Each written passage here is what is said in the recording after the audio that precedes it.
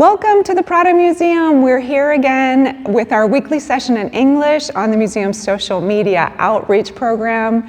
This is a project that our U.S. nonprofit American Friends of the Prado Museum supports, and we are super grateful for all of our members and donors who support us and help us make this project and all of our projects possible, and we encourage anyone who would like to get involved to see our website, find our new projects, and see if you'd like to get involved.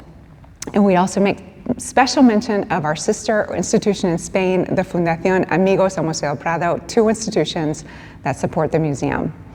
We are here today in this beautiful gallery, room number 39. It's near the Royal Botanical Gardens.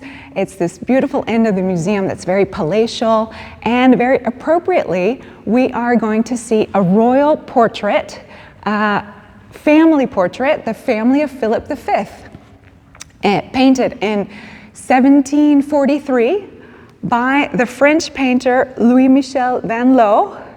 And he had come to Spain to address the needs of this new successful dynasty in Spain, the Bourbons, and we're going to talk about them. It is a great time to actually look at this painting because of the programs happening at the museum.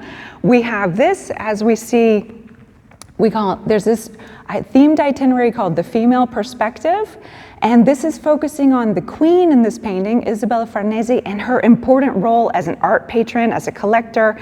And so there's a documentary on the website, there's a route throughout the museum where you can see many of her paintings and how she was so influential for the royal collection. It's a really interesting project.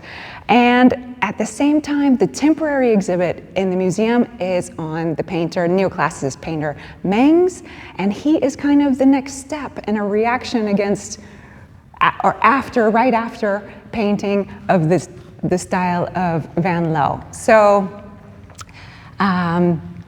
it's a great moment.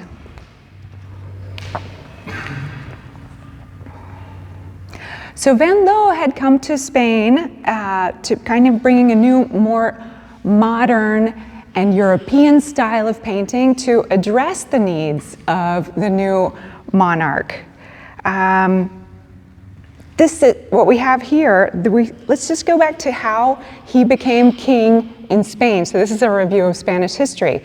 In 1700, the last Spanish Habsburg was Charles II, and he, realizing that, of course, he had no heirs, he looked to his two sisters' alliances with France and with Austria, and looked to their descendants for who would be heir to the crown. And he, realizing the ascendance, both military and politically, of France, leaned and named the second son of King Louis XIV of France, the Duke of Anjou, which is Philip, named him heir to the throne. And so when he died in 1700, Philip V is the start of the Bourbon dynasty in Spain. Of course, the Austrian rival didn't accept immediately, and there was a war of succession and a war of Spanish succession.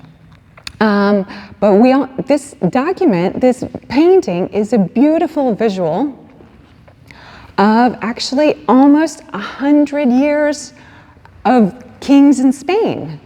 So here we have Philip V, who begins in 1700, and followed by his crown prince here, which is the future Ferdinand VI, and also goes all the way to the right end of the composition to Charles, and this is the future Charles III of Spain, and he reigns until 1788. So this is almost the entire 18th century of kings of Spain represented in this family portrait.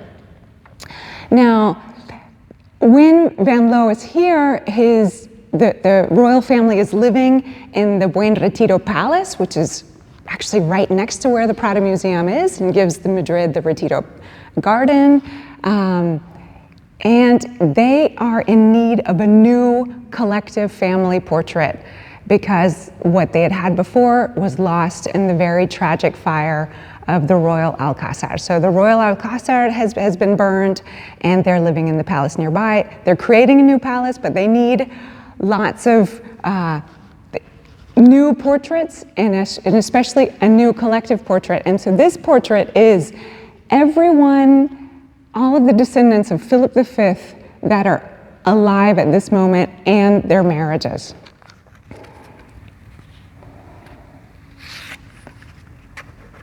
So what we have here is we have Philip V with his second wife, who's Queen Isabella Farnese. Now she was an Italian princess from the great Italian Farnese family that were so important throughout the Renaissance and afterwards, and great art collectors.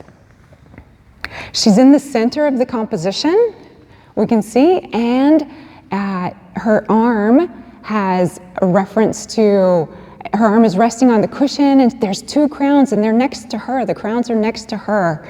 And she also has a reference of her husband on her wrist with the cameo in the jewelry. And she has fantastic jewelry on and this beautiful Armenia coat with the castles and the lions of Spain and the fleur-de-lis, also the symbol of the Bourbons. But she is represented really as kind of like the stabling center in the composition. And you see that her husband is kind of leaning on her, or dependent on her, looking towards her. Well, it's showing symbolically that she's very much the center of the monarchy, and Philip is a little bit dependent on her because he would actually suffered from melancholy, is what they called it at the time, which is depression, what we call depression today. So she steps up and basically steps up and takes on the role of being very center and important for the monarchy.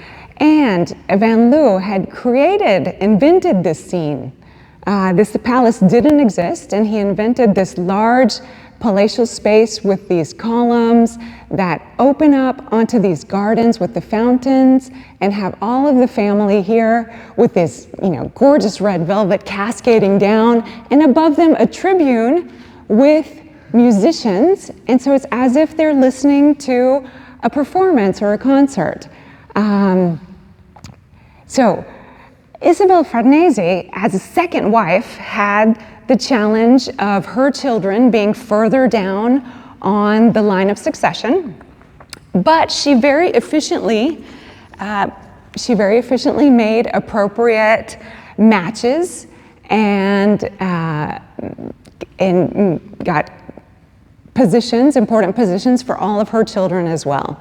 So let's just run through who is who, but I'd also like to point out that all of these alliances, thanks to a conference of Domingos in the Prado by Gloria Martinez Leiva, thank you, Gloria, she pointed out to us and reminded us that all of the composition is kind of a geographical resemblance of the alliances, so of how it radiates out from Spain. So, for example, and I have my little list here just to make sure I have everyone's names right. Here we have a double alliance with Portugal. We have the oldest daughter of Isabella Farnese with Philip V, Mariana Victoria, and she's married to the Prince of Portugal, and she'll be the future Queen of Portugal. And next to her is her sister-in-law, Barbara of Portugal, or Barbara of Braganza in Spain, and she's the future Queen of Spain, who's married to the Crown Prince, Ferdinand, the future Fernando VI, Ferdinand VI of Spain. So we have this alliance with Portugal here. Of course, we have Philip V as on this head of Spanish crown with Queen Isabella Farnese, and behind Isabella is her youngest son at the moment, and we call him Cardinal Infante Luis of Spain, and he was given important positions in the church, and that's why his coat is red where everyone else is not. So he was named a cardinal in Spain, and on her above her other shoulder is her son Philip, Infante Philip, and he is the future Duke of Parma. With his wife, here's a double alliance here with France. So he'll be the Duke of Parma, and his wife is the daughter of Louis XV, Louise Elizabeth, excuse my French, please. And then we have the Spanish Infanta Maria Theresa, who's promised, and she will be the Delphine of France. She's going to marry the son of Louis XV. So here we have another double alliance with France. And their daughter, Maria Antonia, who will be the future Queen of Sardinia. And then lastly, this couple is Charles, the future Charles III of Spain, and his wife Maria Amalia of Saxony. So she's the daughter of the Elector of Saxony and also the King of Portugal. And they are already ruling. He is at this moment known as, he's the King of Naples and Sicily, known as Charles VII of Naples and the 5th of Sicily, but all the same person, and the future Charles III of Spain. So that's why I have my little piece of paper. And the two little girls here are the daughters. So the first they're granddaughters. This is the daughter of King Charles and Queen Maria Amalia, and the daughter of the marriage of Philip with Louise Elizabeth. So we have a very successful dynasty versus Charles II, who had died with no heirs, and we have the Bourbon dynasty that's founded at this moment with Philip V and actually continues to the King of Spain today. So it's very important, a large family. This is also, kind of a personal room in the museum when it opened. This is the family room for the kings to rest. It's their family room. So this is filled with their family's portraits. So thank you very much for being with us today, and we will see you again next week.